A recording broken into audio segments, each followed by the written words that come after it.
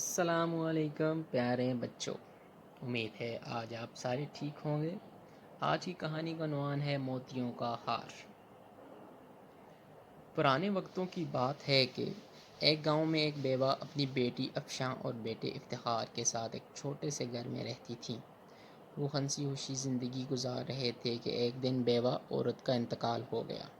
افشاں اور افتخار بہت زیادہ دکھی ہو گئے۔ ایک ہفتہ سوگ منانے کے بعد انہیں وراثت کا خیال آیا۔ وصیت تو ان کی ماں نے کی نہیں تھی۔ انہوں نے گاؤں کے بڑے بوڑھوں سے مشورہ کیا۔ اس بوڑھی عورت کے پاس تھوڑی سی زمین تھی جس میں وہ فصل بوتی تھی، اور ایک ڈبیا تھی جس میں قیمتی موتی تھے۔ بزرگوں کے فیصلے کے مطابق موتیوں کی ڈبیا افشاں کے حصے میں آئی اور فصل بونے کے لیے پوری زمین افتخار کے حصے میں آئی۔ اس فیصلے سے افشاں تو مطمئن تھی، لیکن اس بات کے خلاف افتخار تھا کہ اسے محنت کرنے کے لیے بس ایک زمین دی گئی، جبکہ اس کی بہن کو بیٹھے بٹھائے قیمتی موتی مل گئے۔ فیصلے کے خلاف تو وہ جا نہیں سکتا تھا، اس لیے خاموش رہا، لیکن وہ ان موتیوں کو حاصل کرنے کا پختہ ارادہ کر چکا تھا۔ افشاں نے موتیوں کا ہار بنا کر اپنے گلے میں پہن لیا تھا۔ وہ اسے ہر وقت پہنے رہتی تھی۔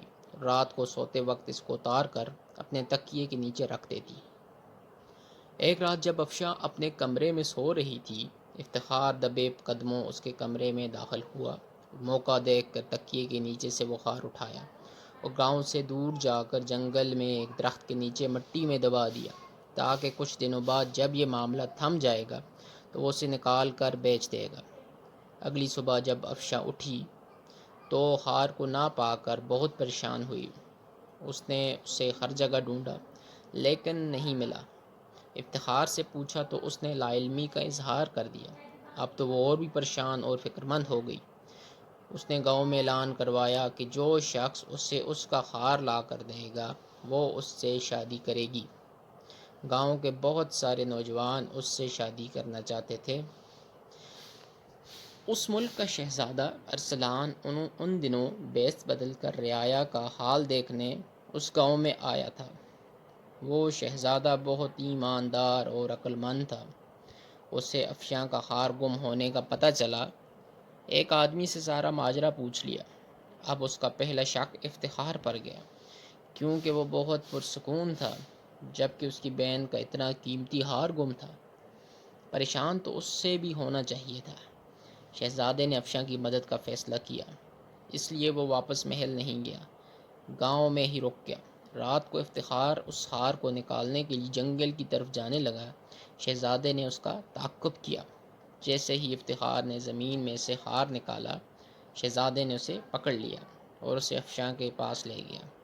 شہزادے نے اس کو سارا واقعہ بتایا کہ وہ اس ملک کا شہزادہ ہے۔ وہ افتخار کو سزا دینا چاہتا تھا، لیکن افشاں نے منع کر دیا۔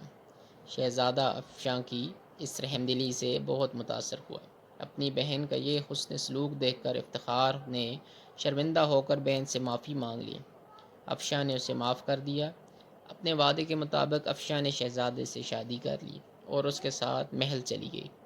افتخار اب اسی چھوٹے سے گھر میں رہتا ہے اور اسی زمین پر کام کرتا ہے، اور شہزادہ ارسلان اور شہزادی افشاں ہنسی خوشی زندگی گزار رہے ہیں، اور وہ موتیوں کا ہار اب بھی افشاں کے گلے میں رہتا ہے۔ دیکھیں بچوں، لالچ کا انجام ہمیشہ برا ہوتا ہے، جس کی وجہ سے افتخار اب بھی وہی موجود ہے، جبکہ افشاں ایک بہترین حالت میں شہزادی بن کر محل میں رہ رہی ہے۔ اللہ حافظ۔